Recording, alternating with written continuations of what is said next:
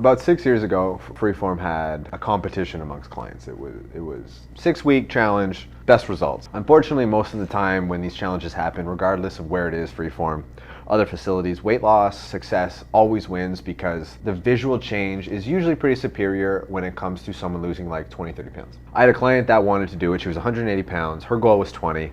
And she had already told herself, I'm not gonna win. And I was like, why are you already setting yourself up for failure even before we started? And she's like, well, my goal is not as big as someone else's, so they're probably gonna see a bigger change and they're gonna win. But not attempting yourself because you're already gonna lose, you don't wanna participate at all. And she's like, well, I'll give it a try, but like, it would be nice to win those 30 sessions. And I was like, I'll give you 30 sessions if you hit your goal in that same time frame. And even if you don't hit your goal, we'll discuss a good compensation prize, but I will still give you something. A couple weeks go by, we deal with nutrition. She's finding it a bit of a struggle. And week 3, she gives up and she's like, it's too hard. I know I'm not gonna win.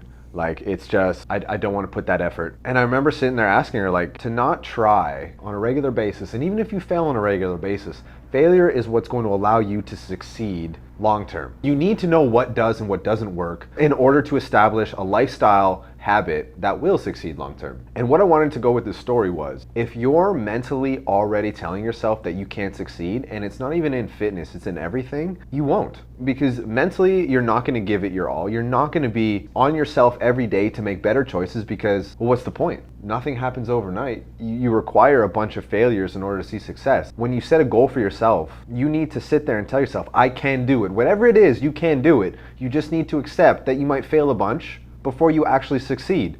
But if you stick to what is going to show success, adherence, consistency, having those hard self-talks, you'll see success long term. Nothing happens overnight, but you need to wake up every day trying to be a bit better than the day before. So when you set a goal, regardless of the time frame, anticipate failure from time to time, embrace the failure, and use that to propel you forward even harder, knowing it didn't work, what can I try next that will?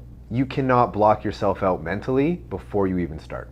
The compound effect is what most people don't understand. Because at first, all the changes you make, they won't show. Never. Like, they won't show. Especially not day to day. Exactly. Like, people think, I have clients still now that they'll come in and they'll be like, I haven't changed. And I'm like, you look at yourself every day. Ignore your family for like 3 months, go to the gym consistently, eat well consistently, and you don't even have to eat healthily. No. Just make better changes, and they're the type of people that will see those changes. Mm-hmm. But you won't because you live with yourself. Mm-hmm.